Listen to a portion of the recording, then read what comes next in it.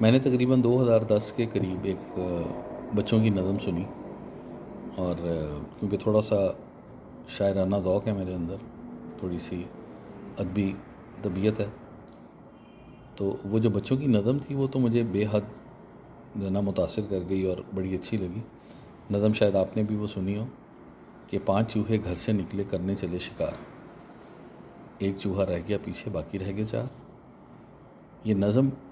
جس شخص نے بھی لکھی ہے بہت ہی شاندار لکھی ہے،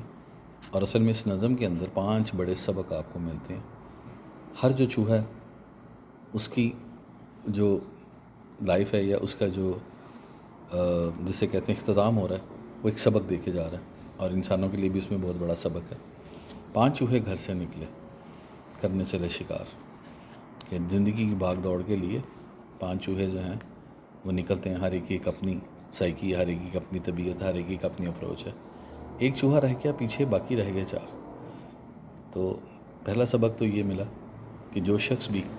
لوگوں کے ساتھ قدم سے قدم نہیں ملاتا یا کمپٹیشن میں نہیں رہتا، یا جسے کہتے ہیں وہ اپنے آپ کو کمپٹیٹیو نہیں رکھتا،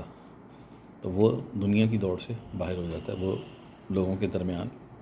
نہیں رہتا، لوگ اسے فراموش کر دیتے ہیں اور وہ بہت پیچھے رہ جاتا ہے۔ تو دنیا کے ساتھ چلنے کے لیے، دنیا میں ترقی کرنے کے لیے آپ کو دنیا کے ساتھ ساتھ اپنے آپ کو موڈیفائی کرنا پڑتا ہے، اپنے آپ کو چینج کرنا پڑتا ہے، اپنے اندر بہتری لانی پڑتی ہے۔ 4 چوہے جو رہ گئے باقی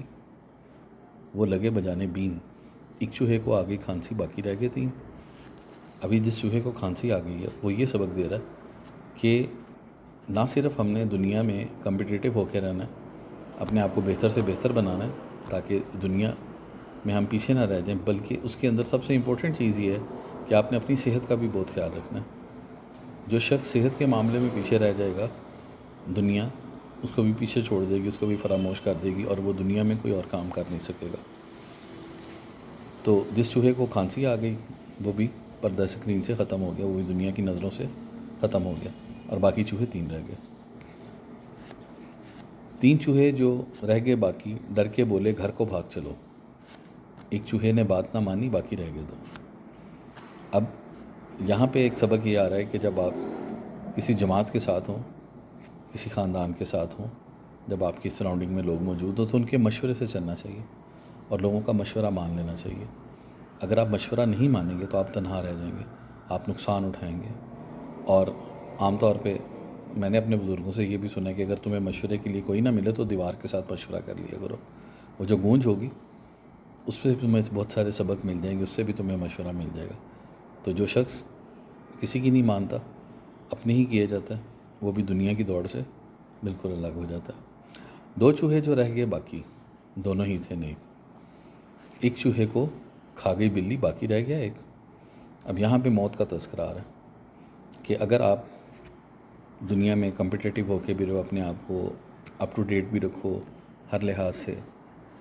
اور اس کے علاوہ دنیا کے ساتھ ساتھ بھی چلو، دنیا کے مشورے بھی مانو ایک دوسرے کے ساتھ، اپنی صحت کا بھی خیال رکھو، لیکن ایک چیز ایسی ہے کہ جس سے آپ شکست نہیں دے سکتے، جس سے کوئی چھٹکارا نہیں ہے، اور وہ کیا ہے؟ موت۔ ایک چوہے کو کھا گئی بلی باقی رہ گیا 1۔ تو اگر موت آ جائے تو پھر آپ جتنے مرضی کمپیٹنٹ ہوں، جتنے مرضی آپ لائق فائق ہوں، جتنے مرضی آپ صحت مند ہوں، سب کچھ زیرو کو کر دے گی، اور اینڈ پہ اس کے اندر موت سے بھی بڑی جو ہے وہ بلا اس کا ذکر کیا آتا ہے۔ ایک چوہا جو رہ گیا باقی، کر لی اس نے شادی، بیوی اس کو ملی لڑکا، یوں ہو گئی سب کی بربادی۔ تو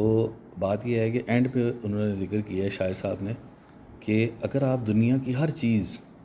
حتیٰ کہ موت کو بھی شکست دے دیں، اور خدا نہ خواستہ اگر آپ نے جیون ساتھی کا غلط انتخاب کر لیا، اگر آپ کو بیوی لڑکا مل گئی تو پھر بھی آپ کی زندگی برباد ہی ہے۔ تو 5 بڑے سبق اس نظم سے ہمیں ملتے ہیں اگر آپ اس کو ادبی نقطۂ نظر سے دیکھیں۔ اور سب سے بڑا سبق یہ ہے، یہ مزاح بالطرف میں آپ کو ایک چیز بتاؤں، ذاتی تجربے سے بتا رہا ہوں کہ اگر آپ نے شریک حیات کے انتخاب میں سمجھداری سے کام نہیں لیا تو واقعی آپ برباد ہو جائیں گے۔ انتہائی خوبصورت نظم، کبھی بھی آپ اس کو سنیں اور اس سے کوئی سبق لینا چاہیں تو انشاءاللہ ضرور فائدہ ہوگا۔